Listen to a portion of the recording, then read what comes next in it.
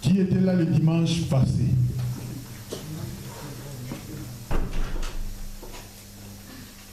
Que Dieu vous bénisse. Alléluia. Amen. Mais on a parlé de quoi le dimanche passé? Salut. Le salut. C'est quoi le salut? On répond vite. Tu directement tu donnes la réponse. Alléluia. C'est quoi le salut? La grâce de Dieu. Amen. C'est quoi le salut? C'est la vie éternelle que nous projetons. Amen. C'est quoi le salut? L'obico. C'est quoi le salut? Répondez comme ça, Jules. C'est quoi le salut? C'est quoi le salut? Qui peut répondre? Alléluia. Le salut, c'est être sauvé. Alléluia. Nous sommes sauvés par le salut au moyen de la foi. Le salut, c'est la délivrance. C'est notre délivrance. Nous avons obtenu le salut par la délivrance de Jésus-Christ de Nazareth. Jésus est venu se sacrifier afin que nous soyons sauvés. Donc celui qui obtient le salut, c'est celui-là qui est sauvé. Mais tu peux perdre aussi ton salut comme Judas. Alléluia. Que Dieu vous bénisse. On avait parlé de qui était l'acteur de ce texte que nous avons développé, l'évangile que nous avons lu. C'était qui? Comment il s'appelait? Zachée. Il était pauvre? Non. Il était riche. Alléluia. Amen. Il était qui? Il était collecteur d'impôts. Collecteur d'impôts. Que Dieu vous bénisse. Alléluia. Amen. Aujourd'hui, nous avons pris un autre texte sur Matthieu 19, chapitre 19, à partir du verset 16. Je vais lire au nom de Jésus. Et voici un homme s'approcha et dit à Jésus, Maître, que dois-je faire de bon pour avoir la vie éternelle? Il lui répondit, pourquoi m'interroges-tu sur ce qui est bon? Un seul est le bon. Si tu veux entrer dans la vie, observe le commandement, lequel lui dit-il. Et Jésus répondit, tu ne tueras point, tu ne commettras point d'adultère, tu ne déroberas point, tu ne diras point de faux témoignages, honore ton père et ta mère, et tu aimeras ton prochain comme toi-même. Le jeune homme lui dit, j'ai observé toutes ces choses, que me manque-t-il encore? Jésus lui répondit, si tu veux être parfait, va vendre ce que tu possèdes, donne-le aux pauvres, et tu auras un trésor dans le ciel, puis viens et suis-moi. Après avoir entendu ces paroles, le jeune homme s'en alla tout triste, car il avait des grands biens. Répondez après moi, les grands biens. Les grands biens. Jésus dit à ses disciples, je vous le dis en vérité, un riche entrera difficilement dans le royaume des cieux. Je vous le dis encore, il est plus facile à un chameau de passer sur le trou d'une aiguille qu'à un riche d'entrer dans le royaume des cieux. Les disciples ayant entendu cela furent très étonnés et dirent, qui peut donc être sauvé?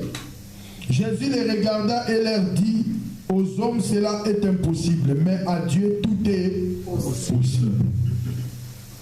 Nous allons continuer notre thème, alléluia, amen, sur le salut, alléluia. Quand on parle du salut, nous sommes censés les comprendre, alléluia, amen, que le salut c'est le premier point, c'est le premier pas qui est primordial.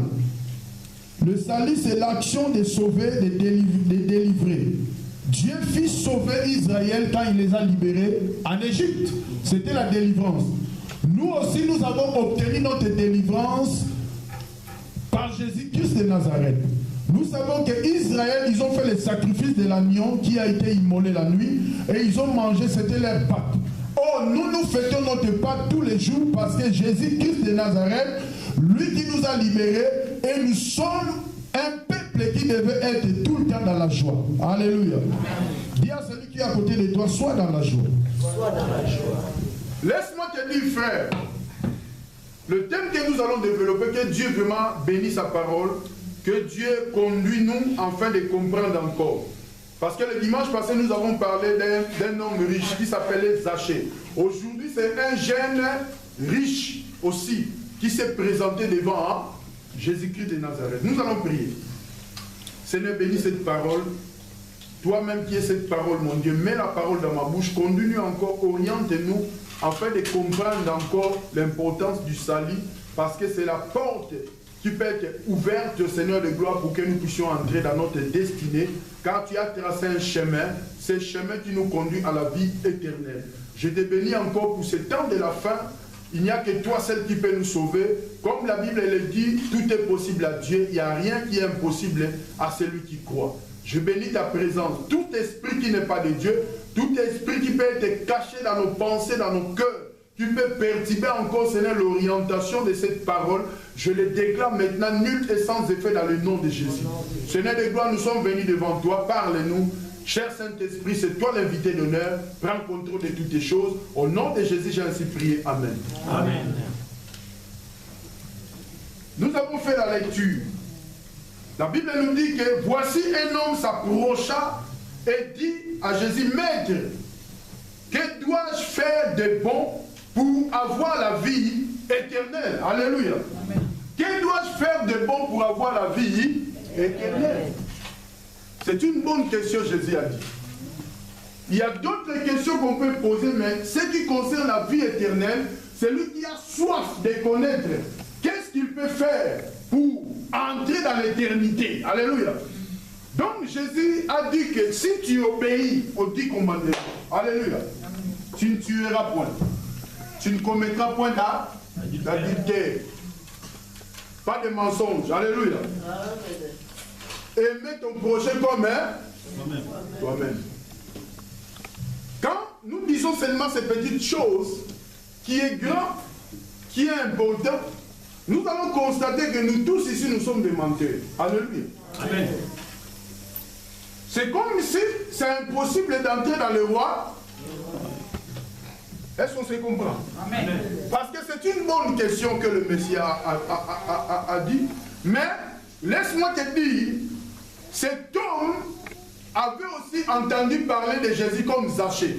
Alléluia. Amen. Mais ce jeune riche, lui, il observait les commandements.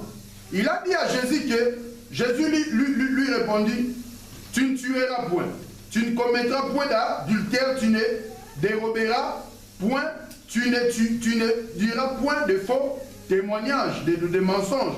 Honore ton père et ta mère et tu aimeras ton prochain comme toi-même. Divine se réveille. Je veux que tout le monde me regarde. Alléluia. Amen. Ne reste pas dans les couettes. Alléluia. Amen. La Bible nous dit au verset 20, le jeune homme lui dit, j'ai observé toutes ces choses, que me manque-t-il encore? Il était fort. Alléluia. Donc, Babylone, on soit là où il y a le lobby. Donc, on a observé. Donc, là, au moins, ils ont les sous-sous. Donc, je vais entrer dans l'éternité. Donc, cet homme qui parlait avec Jésus ne connaissait pas la vraie identité de Jésus-Christ. Il savait que c'est Christ, c'est lui qui devait venir. Il a fait des allusions. Il a dit que non, il fait des miracles. Mais le chemin pour entrer dans l'éternité, ce chemin s'appelle Jésus-Christ de Nazareth. Amen. Parce qu'il est la vie. Il est le chemin, il est aussi la vérité. Cet homme ne savait pas que le chemin c'est Jésus-Christ. Jésus, nous allons parler, suivre la parole. Jésus lui dit, si tu veux être parfait, alléluia. Cela veut dire que cet homme n'était pas parfait. Jésus a dit, si tu veux être parfait. Parce que premier point, cet homme ne connaissait pas l'identité de Jésus. Il a dit maître, alléluia. maître. Si tu lis, tu es lecteur de la Bible, tu vas voir aussi le docteur de la loi. La nuit, quand il est venu trouver Jésus, il a dit maître. Alléluia. Amen. Cela veut dire, il y a d'autres personnes qui peuvent t'appeler maître, mais qui ne te connaissent pas. Donc ici, Jésus-Christ, plusieurs personnes venaient pour découvrir qui est Jésus-Christ. Il commence par maître, pour essayer de comprendre qui est Jésus-Christ. Ici, Jésus a dit, si tu vends tes biens, alléluia, si tu veux être parfait, si tu veux être juste, Jésus lui dit, si tu veux être parfait, va, vends ce qui tu possèdes, donne-les aux pauvres et tu auras un trésor dans le ciel. Puis, viens et suis-moi. Alléluia. Amen. Donc, cela veut dire qu'il y a un trésor dans le ciel. Alléluia. Amen. Donc, quand tu vends tes biens, tu donnes ça aux pauvres. Jésus n'a pas besoin de ça. Jésus savait que c'était un jeune qui était riche. Il avait plein de biens.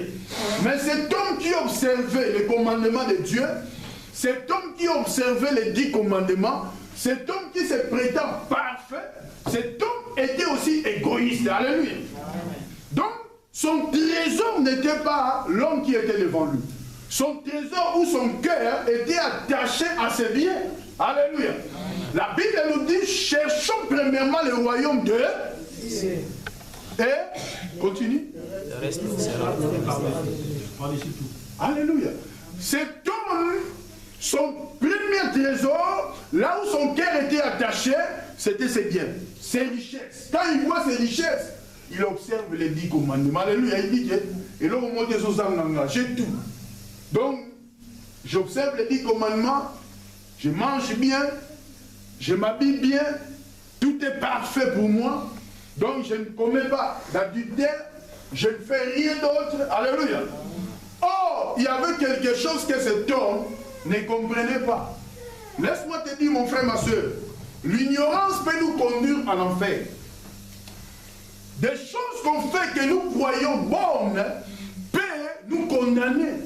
Cet homme savait qu'il fait des bonnes œuvres, il fait des grandes choses, mais cet homme oubliait peut-être, alléluia, les pauvres qui étaient à côté de lui. Or, si cet homme donnait ses biens aux pauvres, cet homme voulait répondre à Jésus-Christ. Non, je donne aussi aux pauvres. Alléluia. Je donne aussi à ceux qui habitent près de moi. Quand je vois quelqu'un souffre, je lui donne. Mais c'est lui qui ne connaissait pas Jésus-Christ. C'est lui qui courait pour voir Jésus-Christ. Revient encore les dimanches passés, Zachée. Lui qui n'avait pas la connaissance, à qui m'a dit ma boutique du Golan c'était. Alléluia. Pas mon aïesh. Jour où on a sali côté inanda kunaï. Cet homme, c'est un homme qui vivait sous la loi. Il vivait dans la loi. Or, la loi, on doit les respecter comme nous respectons le code de la route. Donc, cet homme a entendu aussi parler de Jésus. Il avait besoin de connaître si, comme il vit déjà, sa vie éternelle est déjà planifiée parce qu'il observe les commandements de Dieu. Il a sa femme à la maison. Il ne fait pas d'adultère. Il ne dérobe pas parce qu'il a ses biens. Alléluia. Il ne fait pas de mauvaises choses. Jésus a dit que pour que tu sois parfait, alléluia, donnez tes biens aux pauvres, alléluia, aidez les autres, ceux qui souffrent, alléluia. Amen. Nous en tant que des chrétiens, nous devons les aider, alléluia. Parce que quelqu'un ne peut pas se présenter à toi, c'est rare, alléluia, à exposer aux situations là, ceux qui ne pouvaient pas quitter. Amen. Mais celui qui te connaît peut t'exposer sa situation, parce que tu es une chrétienne. La vie chrétienne n'est pas seulement que nous prions pour quelqu'un, nous tous prions pour naïe, nous tous si nous prions pour la vie qui a vu guérison, nous avons la place à voler à la tête. Au qui est dans la gare du Nord, ok, alléluia. Peut-être tu vas dire que place à voler les attentes. Si on avait la salle à nous-mêmes, tu peux placer sans abri. Là, on a déjà pris des gens comme ça qui n'ont pas de place à voler.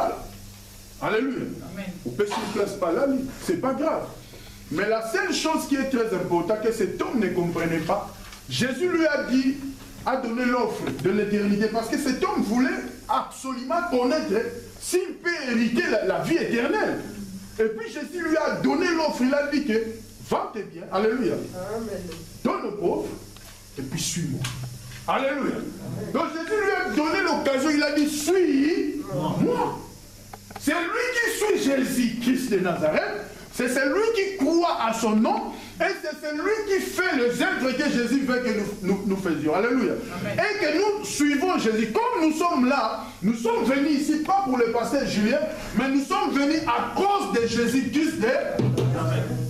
C'est lui qui s'est donné pour nous, c'est lui qui a versé le sang, c'est lui qui nous a promis aussi la vie. Il n'y a aucun homme de Dieu qui peut te promettre l'éternité sauf Jésus-Christ. C'est Jésus qui nous promet l'éternité. Nous devons le suivre parce que l'éternité c'est au nom de Jésus. La Bible dit si nous persévérons jusqu'à la fin, nous serons sauvés. Donc nous allons garder notre salut pour entrer à l'éternité. Mon frère, ma soeur, nous avons le corps, alléluia, spirituel et le corps charnel. Ce corps que nous voyons, c'est charnel, mais le corps spirituel que personne ne peut toucher, Dieu a besoin de ça. Or, pour que ce corps spirituel hérite l'éternité, nous sommes censés de marcher avec Jésus-Christ de Nazareth. Amen. La Bible nous dit, après avoir entendu ces paroles, le jeune homme s'en alla tout triste, car il avait des grands biens. Vous savez, là où nous mettons nos cœurs, même les pasteurs ne peuvent pas toucher. Alléluia. Quand le pasteur touche ce point-là, le pasteur, le pasteur est pasteur tout alléluia. Non, je ne connais pas ta situation, je ne connais pas ton problème, alléluia. C'est le Saint-Esprit qui nous conduit, qui met la parole en nous pour nous orienter, pour nous corriger, alléluia. La parole de Dieu nous instruit, nous corrige, pour avancer, alléluia. Amen. La Bible nous dit ici, cet homme était parti. Oh, Jésus a dit, suis-moi. Après avoir entendu ces paroles, le jeune, le jeune homme s'en alla tout triste. Or, si nous montons plus loin au verset 21, la Bible dit, Jésus lui dit, si tu veux être parfait, va, ce que tu possèdes, donne-le aux pauvres, et tu auras un trésor dans le ciel, puis viens et suis-moi. Donc, occasion que nous avons besoin d'éternité, c'est moi. Si tu me suis, alléluia, parce que là où moi je t'ai conduit, alléluia, et ça dit en Israël, c'est en Égypte. Là où on a Canaan, là où pour le lait est. Mais les enfants d'Israël marchaient avec Moïse. Moïse c'est l'image de Jésus-Christ. Quand il marchait avec Moïse plus loin, elle va tourner, va taliber l'Égypte. Alléluia. Va taliber, il va au Kénélan, va moniter. Quand il regarde là-bas, Égypte, il y a déjà des années. Donc l'Égypte, il en soit l'aise. Mais il n'y a pas à mais il y a évité tout le monde entier. Donc, elle va faire une rébellion pour Taki. Cette génération va protéger la terre promise. Pourquoi? Parce que il regardait le monde. L'Égypte, c'est l'image du monde. C'est comme nous les chrétiens. Parfois, nous venons à l'église. On peut danser, mais on peut prier. Nous pouvons prier, mais mon thème est déconnecté. Enfin, c'est fou. Alléluia. Mais tu vois, la personne prie. La personne chasse les démons. Quand tu n'es pas connecté en Jésus, tu ne marches pas avec Jésus-Christ. Quand tu chasses les démons, c'est comme si tu demandes démons viens. Tu reçois les démons. Alléluia. Amen. Toi, tu crois que tu les chasses, mais tu les reçois. Démons, alléluia. Et tu fais ton enfer toi-même. Amen. Cet homme qui était riche, cet homme qui observait la parole de Dieu, cet homme représente l'église d'aujourd'hui. L'église d'aujourd'hui, tout le monde sait quoi? Juste, tout le monde sait quoi? Parfait, tout le monde observe la parole. Alléluia. Quand je pose la question, qui met cette parole en pratique? Nous tous, nous allons dire, alléluia. Mais, la seule personne qui peut nous montrer notre faillite spirituelle s'appelle Jésus. Amen. Il connaît nos identités. C'est lui seul qui est le véritable coach. Alléluia. Vous savez, la foot, ceux qui matchent au Kenya.